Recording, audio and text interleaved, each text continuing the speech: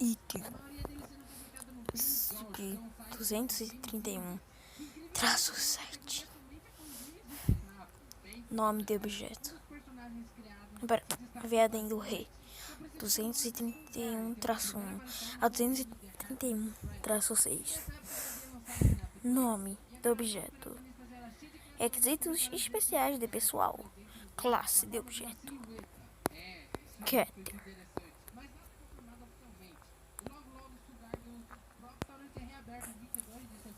Requisitos local e de pessoal. Sob pedido especial de o seguinte adendo é anexação ao início do arquivo para a SCP-231-7.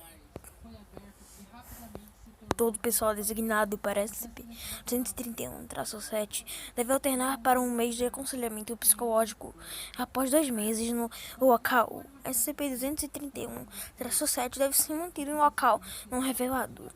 Todo pessoal designado para SCP-231 será transportado para lá com os olhos vendados para o local 19 por uma rota que inclui não menos que 7 formas diferentes de transporte, incluindo, entre outras, aeronaves, automóveis, túneis subterrâneos. A remoção da venda dos olhos durante o processo de transporte é motivo para rescisão imediata. O pessoal designado para SCP-231-7 deve passar por testes de local psicológicos pesados antes de ser liberado para entrar no local. Os indivíduos devem marcar pelo menos 72 pontos no exame de obediência de Milgram, ser solteiro, não ter filhos e expressar nada menos que lealdade total à fundação. Os procedimentos normais de triagem psicológica contra distúrbios do eixo 2 são dispensados, desde que o pessoal da classe D em questão tenha capacidade mental para executar o procedimento 110 Montauk, conforme necessário. O pessoal que expressar simpatia pela situação de SCP-231-7, que a partir de agora só iremos chamar de -7, ou expressar um desejo resgatar ou simpatizar com -7 e será transferido para outro projeto sem demora. Qualquer tentativa de resgate real será encerrada imediatamente. O pessoal que serviu na equipe de contenção D-7 não precisa divulgar essas informações a outras pessoas. Nenhum registro oficial deve ser mantido com os nomes de qualquer equipe designada. Para 7. Nem referido serviço aparecerá nos arquivos de pessoal da referida equipe. Quando estiverem no local, os indivíduos designados para SCP-231 receberão capacetes ocultos com trocadores de voz integrados para proteger sua identidade. Os funcionários no local não devem remover os referidos uniformes na presença de outros funcionários. As horas de folga devem ser gastas em aposentos particulares. 6 funcionários da classe D devem ser designados para SCP-231-7 a cada mês para fins de execução do procedimento 110 Montauk. Criminosos violentos não devem ser usados para esse fim, devido à possibilidade de morte acidental durante o procedimento de 110 Montauk. Procedimentos especiais de contenção. Após repetidas tentativas de fuga e suicídio, e com base na falha de contenção da -1 a 6, a contenção de -7 foi alterada para o seguinte: SCP-231 deve ser contida em uma célula de retenção à prova de som, adjacente às células de retenção para esses funcionários da classe D, designados para os fins do procedimento 110 Montauk. As câmaras monitoram cada centímetro da célula o tempo todo. Deve ser operadas 24 horas por dia. Os equipamentos de monitoramento com defeitos serão substituídos sem demora por uma equipe psicologicamente rastreada. As portas serão trancadas magneticamente, que podem ser abertas apenas por ação positiva da unidade de controle e monitoramento. Isso inclui todas as portas que ligam a célula principal ao de retenção dos 6 funcionários da classe D. Traço 7 deve ser mantida sempre em um leito hospitalar, exceto para os fins do procedimento 110 Montauk. A hidratação será fornecida por gotejamento intravenoso. A alimentação será realizada 2 vezes por dia através do tubo de alimentação por pessoal médico aprovado que não tenha feito juramento hipocrático. Sob nenhuma circunstância devem ser administrados narcóticos, anestesia ou outros medicamentos não aprovados a traço 7. O procedimento 110 Montauk deve ser realizado ao menos uma vez a cada 24 horas pelo pessoal da classe D. Durante o procedimento 110 Montauk, pelo menos um membro da equipe do clearance e de segurança 4/231 deve monitorar o procedimento pela câmara o tempo todo. Embora o som possa ser desligado, os seus vocalizações de SCP-231 se tornarem muito perturbadoras. Após o procedimento, todo o pessoal da classe D deve retornar às suas células de retenção. Os colares explosivos serão detonados.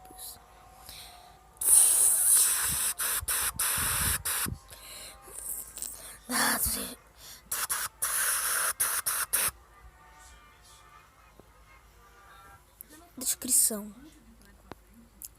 Dracete é uma mulher, era entre anos de idade, com os do SCP-231-1 a 7 foram recuperados de Fallon após uma batida policial em um armazém de propriedade e de uma organização chamada Filhos do Rei Escarlate.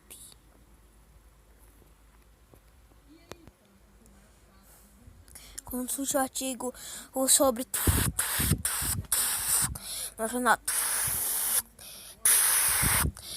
a polícia invade o culto sexual satânico. Salve 7. 24 horas após o resgate, SCP-231-1, nome real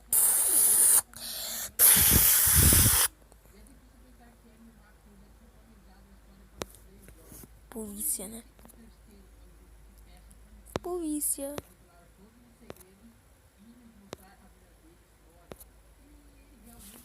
Bom, vocês sabem que não importa, né? De qualquer jeito a gente vai fazer tudo dos SCP relacionados com o Rei Escarlate. Nem se precisar de 5 partes. Se bem que eu já fiz isso com 3001, né? Entrou em trabalho de parto. Andaluz, 3 minutos depois para SCP, causando um evento resultando em mais de baixas confirmadas. A pessoa da fundação tomou posse imediatamente dos SCPs restantes 231-2 a 231-7 e, com base em cadernos recuperados do culto, instituiu o procedimento 110 Montauk para evitar ocorrências futuras. Adendo 231-A. Status atual das unidades SCP-231. A SCP-231-1 foi sido morto durante a operação de recuperação inicial Aldera usa SCP. Consulte o relatório de vítimas do evento 231 Alpha para obter mais detalhes. SCP-231-2 falecido morto durante a tentativa de remover o feto da segunda amostra da SCP, resultando em evento imediato. Consulte o relatório de vítimas do evento 231 Bravo para obter mais detalhes. SCP-231-3 falecido terminado automaticamente após um período prolongado de angústia causada pela implementação do procedimento sem se desmontar. O SCP passou diretamente por um evento. Consulte o relatório de vítimas do evento 231 Charlie para obter mais detalhes. 231-4 falecido tentativa de administrar SCP-500 que eu não preciso no artigo, eu posso vou falar aqui, né? É tipo um remédio que cura qualquer doença, inclusive o SCP-008. No futuro eu talvez traga, quer dizer, talvez um caramba, né? Quem faz SCP alguma hora vai ter que trazer, né? Até o Viper trouxe. Bem, vamos continuar. Embora bem-sucedido, pois todos os vestígios da SCP foram expulsos do sistema, os restos expulsos foram imediatamente submetidos a um evento causando inúmeras baixas, incluindo a própria SCP-231-4. Consulte relatório de vítimas do evento do 231 Delta para obter mais detalhes. SCP-231-5 falecido a aplicação fracassada procedimento sem desmontar, o que resultou em SCP-231-5 dando a luz a SCP depois que passou por um evento.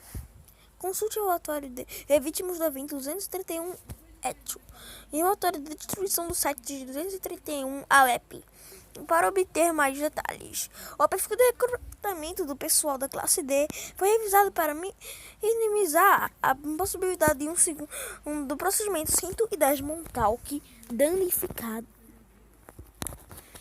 SCP-231-6 falecido morto durante tentativa de fuga auxiliada, incentivado pelo agente que exibia níveis elevados de estresse devido à exposição prolongada a SCP-231. Obteve posse de SCP e tentou usar a referida arma para resgatar SCP-231-6 e SCP-231-7. O agente foi morto no tiroteio resultante, mas a rodada perdida resultou no término do SCP-231-6. O feto do SCP-231-6 de SCP passou por um evento. Após esse incidente, o pessoal da O5 votou por decisão unânime em alterar as políticas de pessoal. Consulte o relatório de vítimas do evento 231 Foxtrot para obter mais detalhes. SCP-231-7. A parte do SCP-231-7 está contido com sucesso no local. Não, pera.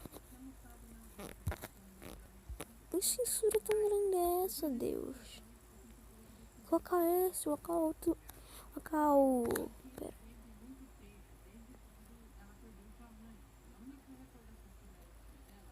Colocar o 800.000? Jesus! Adendo 231-B. Texto o demissível por O5. Traço. Queridos amigos, chegou ao meu conhecimento que recentemente surgiram certos rumores sobre SCP-231. Devido à queda na moral dos funcionários, decidi abordar alguns dos pontos mais prevalentes. Sim, procedimento sem se desmontar, o que é tão horrível quanto você ouviu. E é por isso que apenas o pessoal da classe D está autorizado a realizá-lo. Sim, envolve brutal. Não, a atribuição ao SCP-231 não se destina a testar sua lealdade à fundação.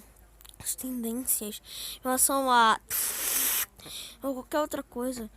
Não, SCP-231 não é um detalhe de punição.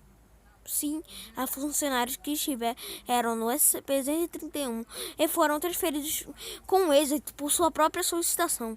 Não, nem todo mundo que trabalhou no SCP-231 é encerrado ao sair do projeto. Sim, os funcionários têm permissão. Não, sim, os funcionários que foram designados para 231 têm permissão para tomar um amoniaco da classe A antes de deixar o projeto. Se assim o desejar. Sim, falsas memórias não estão implantadas. Não, nenhum dos supostos testes para recuperar ou detectar memórias falsas. Não, sim, alguns de vocês já trabalharam no 231 e não se lembram. Ah, meu Deus, que top, hein, cara? Que top! Muito top, hein? Bom saber. Não desistimos de tentar 231-7. Mas a pesquisa nesse campo deve ser realizada com o máximo de cautela, com base no aumento da potência de cada subsequente evento. O subsequente associado a cada amostra subsequente SCP. Há uma forte possibilidade de que SCP-231-7 evento pode resultar em um cenário de fim do mundo a classe XK. Esta informação é corroborada em cadernos recuperados dos cultistas. Consulte documentos 79 7 seus. SCP-231 adjunto B. Não. Colocar a pobre garota fora de sua miséria precisa estar ciente do que já acontecendo para o 110 Montauk funcionar. Uma observação final. A Fundação faz muitas coisas desagradáveis ao concluir nossa missão. Mas nossa missão é importante o suficiente para que o preço seja o preço que devemos pagar. A contenção da SCP-231 é um dos nossos deveres mais perigosos, não por causa de qualquer perigo direto para nós mesmos, como o SCP-682, que eu já fiz vídeo, mas por causa do perigo de que nossa resolução não fracasse, que nós permitimos baixar a guarda devido simpatia pelo sofrimento do inocente, ou que nós permitamos nos tomar monstros através da realização de atos monstruosos. Apenas faça seu trabalho e guarde filosofia para o psiquiatra. Atenciosamente, o 5 traço. Obviamente, e a Fundação provavelmente vai censurar essa parte do 5 traço. Então, mas vamos continuar, né? Adendo 231-C. Atualização.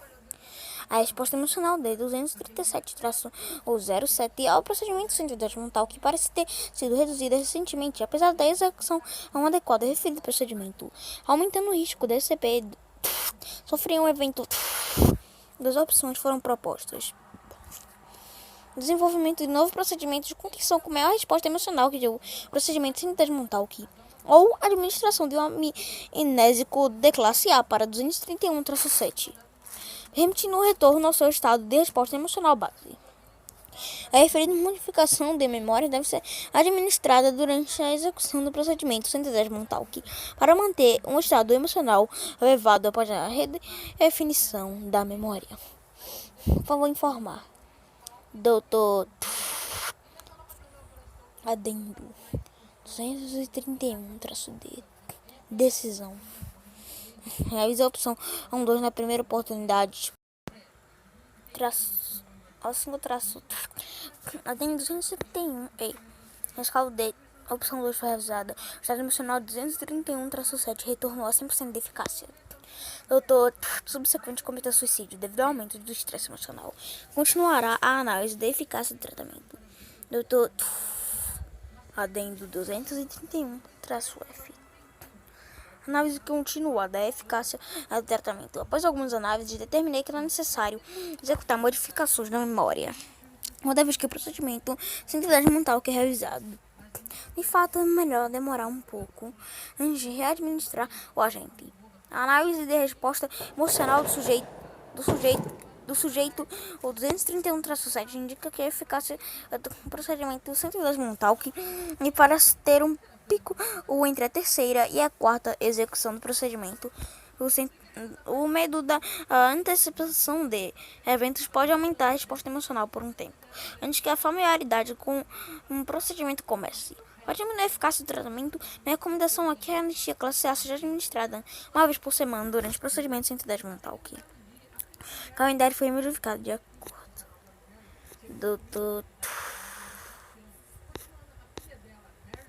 Bem. De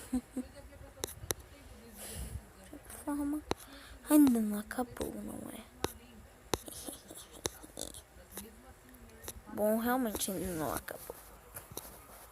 Então, se for assim, né? Vamos continuar.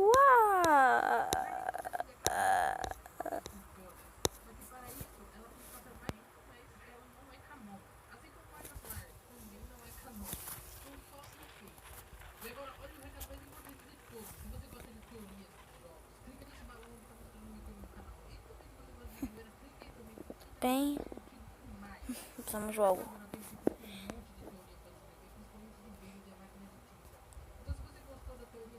No tempo em que a árvore do conhecimento foi plantada, todas as coisas foram dadas forma. Até as águas profundas da escuridão abaixo e as abobadas da escuridão acima tomaram forma, e muitos deuses anciões nasceram deles. Deuses cujos nomes são frequentemente esquecidos. Havia a Kahor, que não foi grande em sua formação. Na verdade, era pequeno e se arrastou na escuridão do abismo. Mas, ao contrário de seus irmãos e irmãs, ele se conhecia e é o abismo. Abençoado e amaldiçoado pela consciência. Sentiu dor e solidão e olhou além das profundezas. Mas o pensamento da luz da sombra da árvore o magoou demais. Magoou mais. Existência era dor, e ele não faria parte disso. Seria melhor não existir, seria melhor que todas as coisas não existissem. A parte seria melhor, só me parece até tipo que um cara depressivo escreveu isso. Bom, se realmente um cara depressivo escreveu isso, espero que ele esteja vivo até hoje. Com esse voto, ele consumiu seus irmãos e irmãs e se fortaleceu em suas essências.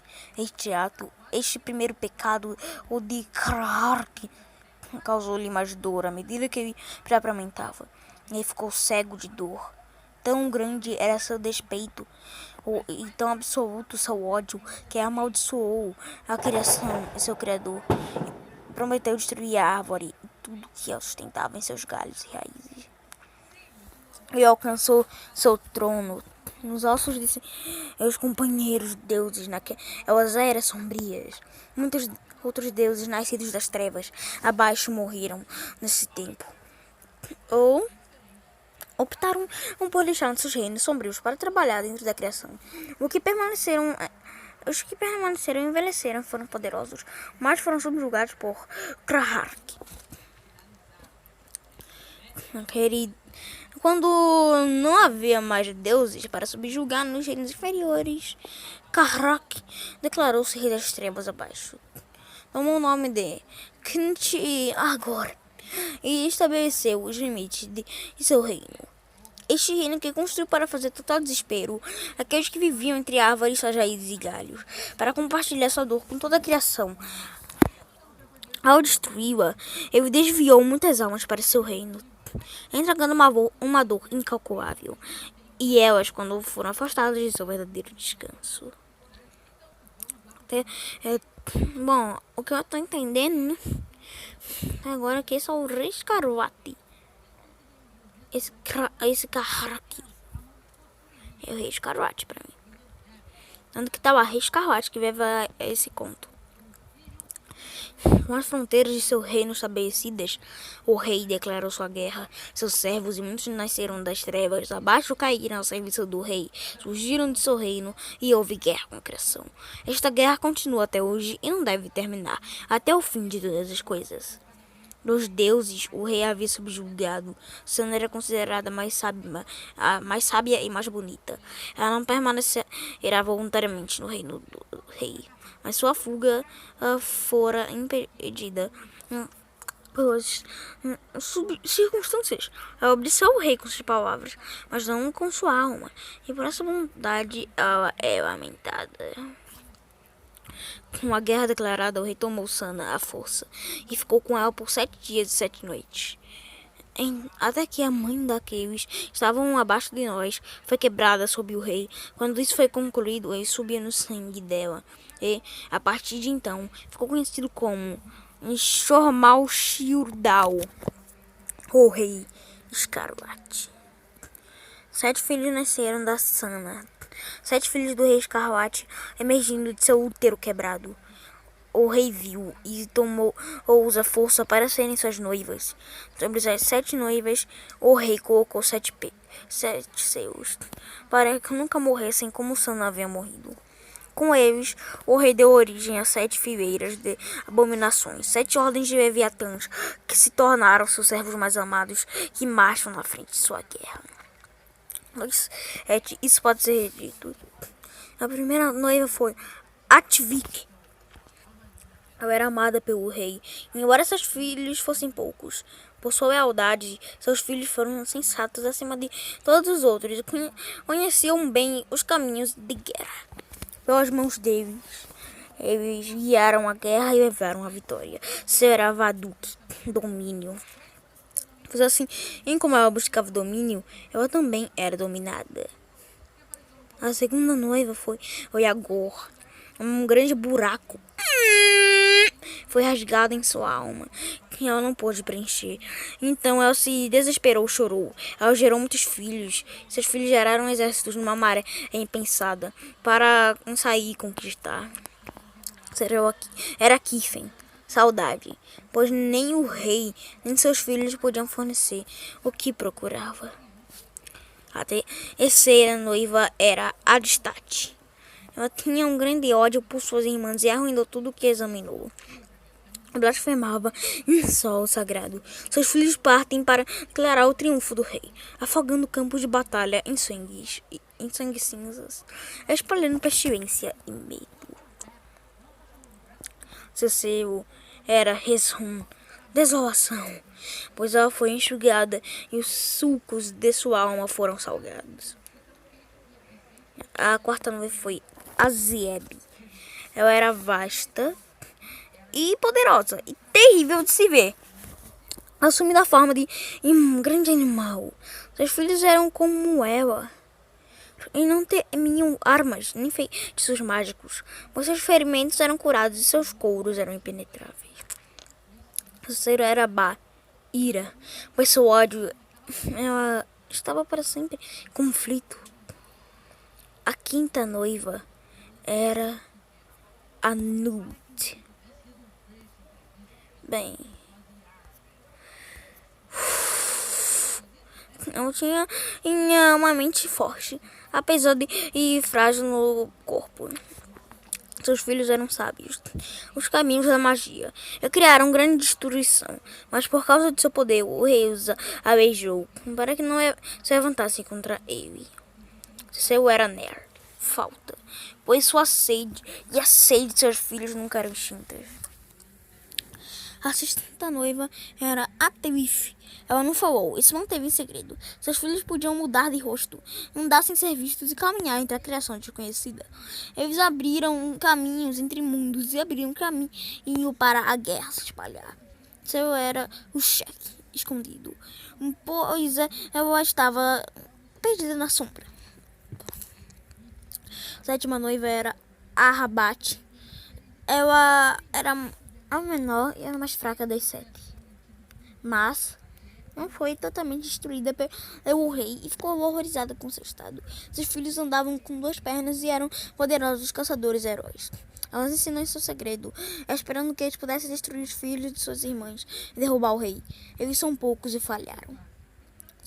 Seu selo era Shobkib, esperança, pois estava condenada a saber o que não poderia alcançar. As 7 noivas selaram para sempre. As legiões de seus filhos se espalharam e acrescentaram suas forças à guerra. Os mundos que existiram nos deuses sombrios do rei caíram sob o peso de um ataque incessante. As raízes da árvore apodreceram com a semente do rei. Os caminhos se tornaram traiçoeiros e envenenados. Para onde viagens só podiam ser feitos pelos abençoados, bravos e loucos. O reino do rei engordou com almas condenadas, e os locais de repouso diminuíram em força. Poucas almas conseguiram escapar deste destino, mas mesmo na morte muitos ainda lutavam. Muitos deuses caíram ao serviço do rei. As máquinas de trituração de fábrica consumiam tudo, depositavam sua força irracional em sangue e aço. O rei da forca, aquele que foi enforcado, rasgou o conhecimento da árvore por dentro. O príncipe de muitas faces distorceu as vontades dos mortais. Emolort, o chifrudo, provocou sua vergonha. Muitos outros cujos nomes foram apagados também serviram. Os muitos servos mortais do rei recriaram o estabelecimento de sua linhagem na efígie viva. Não se deve dizer que o rei não teve oposição em suas conquistas. Muitos deuses e heróis entre os mortais reagiram às invasões de seus mundos, servindo sob incontáveis estandartes. Mas eles caíram com o tempo e suas idades passaram, e são como sangue e poeira. O rei e seus exércitos se aproximaram dos taputs, os mundos centrais, em toda a sua ira, todo o seu ódio e todo o seu desrespeito. Ele tenta corromper, consumir e destruir. Mesmo agora, sua presença é sentida. O tempo passa. A deusa de bronze está quebrada. A serpente fugiu. Os heróis se foram. Os filhos de Arrabate e foram massacrados até o fim. Os servos do rei já estavam aqui, abrindo caminho para sua chegada. Com a esta chegada, a árvore morrerá e toda a criação morrerá com ela. No alto, os irmãos da morte assistem a guerra se desenrolar, pairando sobre as profundezas, como sempre. Eles sabem o resultado da guerra, pois são o fim de todas as coisas. Mas não falam disso. Há pouco mais a ser dito.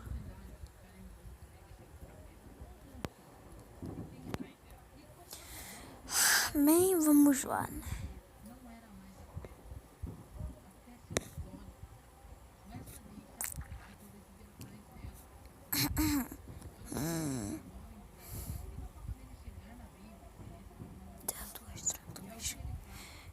Entrada do banco de dados da entidade de ameaça.